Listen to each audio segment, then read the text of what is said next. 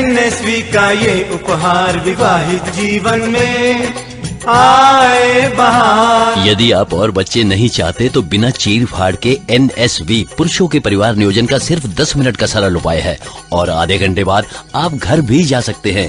इससे कोई कमजोरी नहीं होती बल्कि सहवास का आनंद और भी बढ़ जाता है। एनएसवी का ये उपहार विवाहित जीवन में आए बहार। राष्ट्रीय स्वास्थ्य मिशन, स्वास्थ्य विभाग हरियाणा द्वारा जनहित में जारी। नमस्कार, आकाशवाणी चंडीगढ़ से प्रादेशिक समाचारों के साथ मैं रत्तिका। पहले इस बुलेटिन के मुख्य समाचार। केंद्र सरकार ने प्राथमिक कृषि ऋण समितियों को अपने व्यवसाय में विविधता लाने और कई नई गतिविधियां एवं सेवाएं शुरू करने में सक्षम बनाने के लिए मॉडल उपनियम तैयार किए हैं। राज्यपाल बंडारू दत्तात्रेय, केंद्रीय सूचना एवं प्रसारण मंत्री अनुराग ठाकुर और हरियाणा विधानसभा अध्यक्ष ज्ञानचंद गुप्ता ने स्वामी विवेकानंद की पुण्यतिथि पर उन्हें श्रद्धा सुमन अर्पित किए। हरियाणा सरकार ने एचआईवी पीड़ित मरीजों को सार्वजनिक एवं निजी भागीदारी के तहत रेडियोलॉजिकल जांच जैसी स्वास्थ्य सेवाएं निःशुल्क प्रदान करने का निर्णय लिया और रोहतक में आज नया साइबर पुलिस स्टेशन खोला गया। अब समाचार विस्तार से। केंद्र सरकार ने प्राथमिक कृषि ऋण समितियों को अपने मुख्य व्यवसाय में विविधता लाने और कई नई गतिविधियां एवं सेवाएं शुरू करने में सक्षम बनाने के लिए मॉडल उपनियम तैयार किए हैं। केंद्रीय गृह एवं सहकारिता मंत्री अमित शाह ने आज नई दिल्ली में सहकारिता के 100वें अंतर्राष्ट्रीय दिवस पर एक कार्यक्रम को संबोधित करते हुए ये बात कही। उन्होंने कहा कि ये मॉडल उपनियम राज्यों की राय जानने के लिए उनके साथ साझा किए गए हैं। श्री अमित शाह ने कहा कि इनका उद्देश्य कृषि ऋण समितियों को बहुउद्देशीय एवं बहुआयामी बनाना है। उन्होंने कहा कि सरकार एक सहकारिता विश्वविद्यालय स्थापित करने और सहकारी समितियों का डेटाबेस तैयार करने पर भी काम कर रही है। श्री अमित शाह ने कहा कि सहकारी समितियों ने पिछले 100 वर्षों में देश में उल्लेखनीय कार्य किया है। उन्होंने सभी सहकारी समितियों से आने वाले 100 वर्षों में और भी बेहतर ढंग से कार्य करने का संकल्प लेने का आग्रह किया। श्री अमित शाह ने बताया कि सरकार ने हाल ही में 2500 करोड़ रुपए से अधिक के बजट परिव्यय के साथ 63,000 कार्यात्मक कृषि ऋण समितियों को कंप्यूटरीकृत करने का निर्णय लिया है, जिससे सरकारी क्षेत्र को बढ़ावा मिलेगा। हरियाणा के राज्यपाल बंडारू दत्तात्रेय ने देश के प्रेरणा पुंज और युवाओं के आदर्श स्वामी विवेकानंद की पुण्यतिथि पर उन्हें नमन करते हुए कहा कि स्वामी विवेकानंद ने सदैव युवाओं को सकारात्मक ऊर्जा के लिए प्रेरित किया और देश धर्म की रक्षा के लिए एकजुट होने का शंखनाद किया। उन्होंने कहा कि स्वामी विवेकानंद भारत की पहचान है, हम उन्हें भुला नहीं सकते। श्री दत्तात्रेय ने कहा कि भारत को 21वीं सदी में विश्व गुरु बनने के लिए स्वामी विवेकानंद के दिखाए मार्ग पर चलने की जरूरत है। उन्होंने कहा कि आज देश आजादी की 75वीं वर्षगांठ को आजादी के अमृत महोत्सव के रूप में मना रहा है। इस अवसर पर स्वामी विवेकानंद को याद करना देशवासियों के लिए गौरवान्वित करने वाला पल है।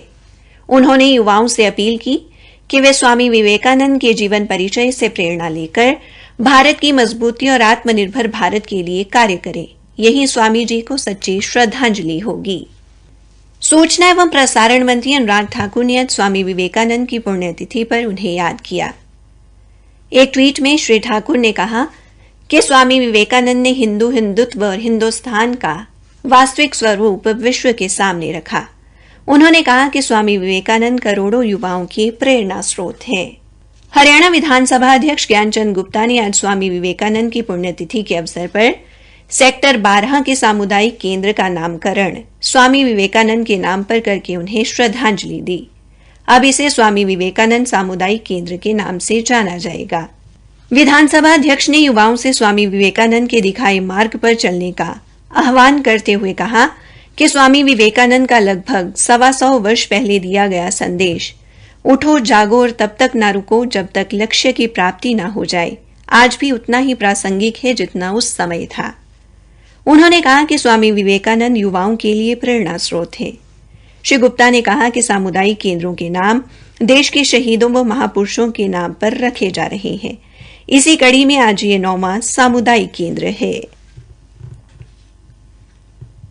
प्रादेशिक समाचार आकाशवाणी चंडीगढ़ से प्रसारित किए जा रहे हैं। हरियाणा सरकार ने प्रदेश में HIV पीड़ित मरीजों को सार्वजनिक व निजी भागीदारी प्रणाली के तहत रेडियोलॉजिकल जांच जैसी स्वास्थ्य सुविधाएं निःशुल्क प्रदान करने का निर्णय लिया है। HIV पीड़ित मरीजों को यह सुविधा प्रदान करने के लिए उन्हें राज्य की उन 7 श्रेणियों के साथ 8वीं श्रेणी के तौर पर शामिल किया गया है, जिन्हें सार्वजनिक व निजी भागीदारी प्रणाली के तहत विभिन्न स्वास्थ्य सुविधाएं निःशुल्क प्रदान की जा रही हैं। स्वास्थ्य विभाग के एक प्रवक्ता ने आज चंडीगढ़ में बताया कि मुख्यमंत्री मनोहर लाल ने इस आशय के एक प्रस्ताव को स्वीकृति दे दी है। अब HIV पीड़ित मरीजों को इस प्रणाली के तहत सरकारी अस्पतालों में उपलब्ध करवाई जा रही USG, CT स्कैन और MRI सहित सभी प्रयोगशाला जांच व रेडियोलॉजिकल जांच की सुविधा भी निःशुल्क उपलब्ध कराई जाएगी। प्रवक्ता ने बताया कि सार्वजनिक व निजी भागीदारी प्रणाली के तहत इन 7 श्रेणियों को निःशुल्क स्वास्थ्य सुविधाएं प्रदान करने के लिए सरकार द्वारा 45 करोड़ रुपए का बजट प्रावधान किया गया है। उन्होंने बताया कि HIV पीड़ित पर व्यय होने वाले लगभग 70 लाख रुपए प्रति वर्ष प्रति मरीज के खर्च को इसी बजट में से पूरा किया जाएगा। हरियाणा के स्वास्थ्य मंत्री अनिल विज ने आज हिसार में एक निजी होम्योपैथिक फार्मेसी चिकित्सालय का शुभारंभ किया। इस अवसर पर मीडिया से बातचीत में श्री विज ने कहा कि हिसार के नए नागरिक अस्पताल के निर्माण के लिए जगह चिन्हित होने के बाद शीघ्र निर्माण कार्य शुरू करवा दिया जाएगा। उन्होंने कोरोना के बढ़ते हुए मामलों पर कहा कि प्रदेश सरकार पूरी तरह सतर्क है और इस संबंध में आवश्यक कदम भी उठाए जा रहे हैं। रोहतक में आज पुलिस अधीक्षक उदय सिंह मीणा ने सेक्टर 14 में साइबर पुलिस स्टेशन का शुभारंभ किया। इस अवसर पर पुलिस अधीक्षक ने कहा कि इन दिनों साइबर अपराध के मामले तेजी से बढ़ रहे हैं। कई राज्यों तक इन अपराधियों का जाल फैला होने के कारण ये जल्द पकड़ में नहीं आते। इसलिए हरियाणा सरकार हर जिले में साइबर पुलिस स्टेशन खोल रही है। श्री उदय सिंह ने बताया कि इस पुलिस स्टेशन में साइबर अपराध के विशेषज्ञ एवं तकनीकी जानकारी रखने वाले कर्मियों को तैनात किया गया है, ताकि साइबर ठगी होने के तत्काल बाद टीम सक्रिय हो सके और ठगी करने वाले तक पहुंचा जा सके।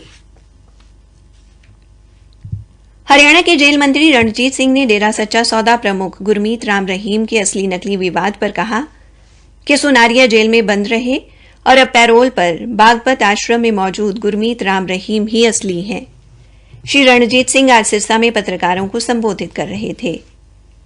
इनेलो विधायक अभय चौटाला की रानिया निकाय चुनाव में पैसे बांटने के आरोपों पर बिजली मंत्री ने सफाई दी और कहा कि अभय चौटाला जिम्मेदार व्यक्ति हैं, उन्हें जिम्मेदारी से ही बोलना चाहिए। और उन्होंने राज्यसभा चुनाव में कुछ विधायकों के रुपए लेने के अभय चौटाला के आरोपों को खारिज कर दिया। देश की आजादी के 75 वर्ष पूरे होने के उपलक्ष्य में आजादी के अमृत महोत्सव की श्रृंखला में भारतीय सेना और वायुसेना द्वारा दिल्ली से द्रास तक शुरू की गई ऐतिहासिक साइकिल यात्रा आज अंबाला से चंडीगढ़ पहुंची। ये यात्रा कल अंबाला पहुंची थी। इसमें 20 सैनिक और वायुसेना के योद्धा शामिल हैं, जिसका नेतृत्व सेना और वायुसेना की 2 प्रतिभाशाली महिला अधिकारी कर रही हैं। 24 दिनों में 1600 किलोमीटर की दूरी तय करके ये यात्रा 26 जुलाई को द्रास में करगिल युद्ध स्मारक पर पहुंचेगी। इस अभियान का उद्देश्य युवा भारतीयों की राष्ट्रवाद के प्रति भावना को बढ़ावा देना है। आजादी के अमृत महोत्सव की श्रृंखला में अंबाला के उपायुक्त विक्रम सिंह ने आज वन विभाग की वन चेतना यात्रा को झंडी दिखाकर रवाना किया। इस अवसर पर उनके साथ उपवन संरक्षक हैरतजीत कौर भी उपस्थित रही। उपायुक्त ने बताया कि ये जन चेतना यात्रा शहर के साथ साथ आसपास के गांव में जाकर लोगों को पौधारोपण के लिए प्रेरित करेगी। अंत में मुख्य समाचार एक बार फिर। केंद्र सरकार ने प्राथमिक कृषि ऋण समितियों को अपने व्यवसाय में विविधता लाने और कई नई गतिविधियां एवं सेवाएं शुरू करने में सक्षम बनाने के लिए मॉडल उपनियम तैयार किए हैं। हरियाणा के राज्यपाल बंडारू दत्तात्रेय, केंद्रीय मंत्री अनुराग ठाकुर और हरियाणा विधानसभा अध्यक्ष ज्ञानचंद गुप्ता ने स्वामी विवेकानंद की पुण्यतिथि पर उन्हें श्रद्धा सुमन अर्पित किए। इसी के साथ प्रादेशिक समाचार समाप्त हुए।